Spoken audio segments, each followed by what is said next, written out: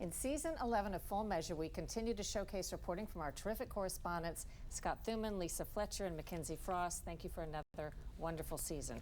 Talking about some of your great stories, Scott, you reported on a controversy that seems to be hitting a lot of places across the country. Yeah, absolutely. As you know, we travel all over the United States for these stories, and there's one in particular that continues to pop up in just about everyone's backyard, and that is the battle over the exploding growth of data centers.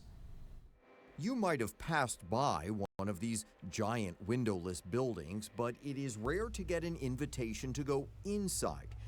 Entering through tight security, my camera crew and I want to find out what makes data centers both essential, but also so controversial that they are dominating council meetings across the country. It's how data centers do their vital work that's cause for so much concern. The two big things they need are cooling, often with water, and vast amounts of power. A single data center can use enough electricity each year to power 15,000 homes. And it is that combination consumption, talking about power and water, that are really raising concerns and, of course, sparking all these protests across the country. Yeah, definitely. Well, there was another protest of sorts that we were covering, very interesting, that we touched on in another country that could impact the U.S. and the nature of North America, talking about the rising move for the Canadian province of Alberta to secede. On the side of a busy Alberta highway, a drive of a different kind, a voter one. Residents putting their names behind a new movement to separate Alberta from the rest of Canada. I want out of Canada so bad. So it's one of these strange circumstances where Canada needs Alberta a lot more than Alberta needs Canada. Alberta is one of Canada's 10 provinces, known as the country's energy hub because of its abundant oil, sometimes called the Texas of Canada. When did they decide? Well, in October, they got the signatures they needed to put it on the ballot, and we'll see what happens this fall. Fascinating. Lisa, you had a lot of great stories, including a really monumental change when it comes to animal testing. Yeah, the new Trump administration brought sweeping, head-spinning changes to a lot of agencies, but one in particular, HHS, run by RFK Jr., one of those changes that he made was long overdue. Animal testing has long faced scientific doubts and public concern over animal suffering. Yet it remains a multi-billion-dollar industry, with the federal government the biggest spender. But attitudes in Washington are shifting. My number one goal is... FDA Commissioner Marty McCary says today's science no longer supports animal testing. I've been in the medical field for a long time. Most of the use of animals in medical research is unnecessary.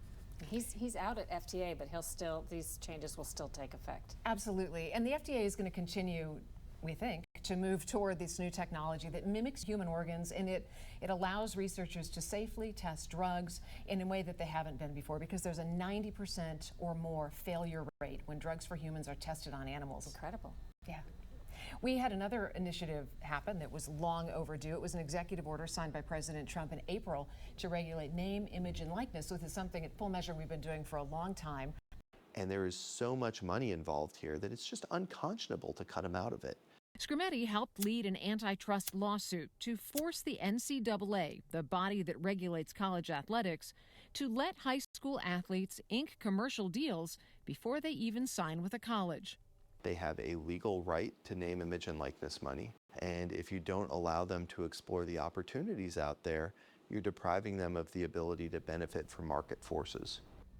So key points in the executive order include limiting athletes to one free transfer, enforcing a 5-year eligibility window, and then threatening federal funding for universities that violate the NIL guidelines. And these are all slated to start in August. We'll keep on that. Thanks a lot.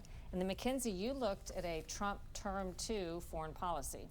Yeah, Cheryl, and to say that foreign policy in the Trump administration had a major course change might be the understatement of the year. We reported on some of the first signs in what was being called the Don Roe Doctrine. The way you look at it is every boat that we knock out, we save 25,000 American lives. It's all part of Trump's plan to reshape the Western Hemisphere. similar to the historic Monroe Doctrine of then-President James Monroe in 1823 to keep European power out of the United States' backyard. The 21st century version, dubbed the Monroe Doctrine for Donald Trump, also aims to manage influences in our own hemisphere, including China, which has built economic and political power in Latin America. Now, of course, the biggest foreign policy action has been in the Middle East with the conflict in Iran and in the Strait of Hormuz. The biggest military engagement has included some of the United States' most advanced weaponry, and that has resurrected one old weapon that was once said to be headed into retirement. First introduced in 1977, these flying tanks took off in popularity and use during the Gulf War.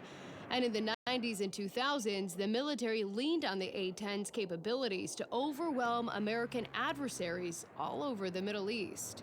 Is there any other plane in the Air Force that can do what the A-10 can do? Not in my opinion. The A-10s have faced retirement several times, but perhaps have had more comebacks than share. And right now they're currently being used for close air support in the Strait of Hormuz. Fascinating.